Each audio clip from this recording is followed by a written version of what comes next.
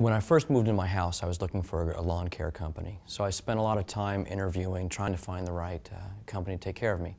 I realized I didn't want to do it myself. It was a lot of work. So basically, I wanted to outsource. Found a good company. They said they could take care of me. They mentioned a lot of things they do, and it was heaven at first. Every Thursday I'd come back and the lawn would be mowed in a different way, crisscross, nice, looked like a golf course diagonal. I was very, very happy. The next year, though, I discovered that there were some moths flying around on my yard. I didn't know what they were, so I kind of ignored them. Over the season, as we moved through the summer, several more moths appeared, many actually. About the time I started to really get concerned and reach out, they subsided a bit, so I kind of forgot and left them alone.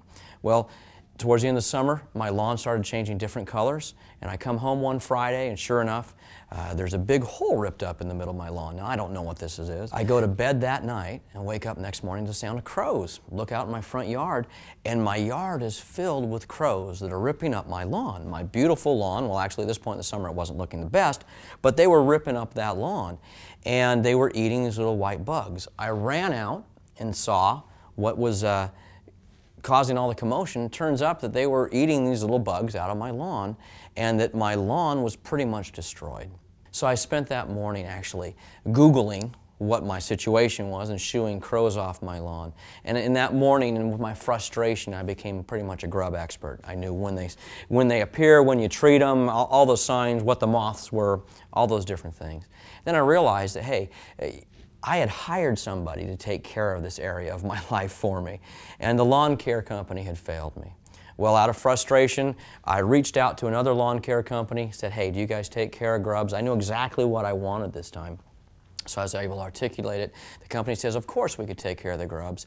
And then I said, well, can you take care of the rest of the lawn things for me? And they said, yes. So new company comes in, and I go to call the old company, tell them I'm dissatisfied and real frustrated and that they owe me something, and sure enough, I get an answering machine, so there's no response there. Well, 2 weeks later, I get a knock at my door. It's the president of the lawn care company, and he's saying, Mr. Adams, I understand you left me. Is there anything we can do with the whole customer service thing? And I was upset, and I pointed at my patchwork quilt lawn and said, hey, I said, I've got grubs, and you didn't take care of me. And he opened up his profile of me and said, hey, well, you know, it looks like, you know, you never asked for grub service. I'm sorry you have these things, but we're really not responsible. Had you asked and this happened, of course we would take responsibility for it, but you didn't. I got upset. I got very upset. I said, I hired you as the expert. You're the one supposed to know all this stuff. You didn't take care of it. You obviously saw the warning signs, but you still failed to address it. I said, I'm sorry. I don't trust you anymore. I trusted you, but I can't trust you and your company anymore.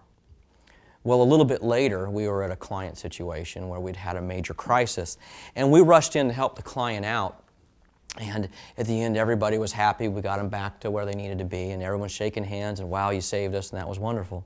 But leaving, I had this empty feeling inside, and it was the grub story all over again. Yes, the client hadn't asked for these specific services, but we knew about these services. So because we didn't bring them up, or because the business owner could not articulate exactly what he was looking for, or because we were too busy focusing on other tasks, or because we were afraid they didn't want to spend more money, or they wouldn't appreciate these services. For these reasons, we failed to educate. We failed to be the expert. This client very easily could have turned around and said, I trusted you. You're the expert. I can't trust you and your company anymore. So it's interesting, it comes full circle, and realize that as a consultant or as a service company, we have a responsibility.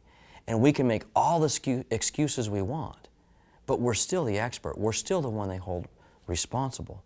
So we need to do everything we can to educate and accept our client's position, but we can't take the position of waiting for them to articulate our expertise. If they could articulate our expertise, they wouldn't need us. So a strong lesson learned. It came from Grubs, but it applies to all of us.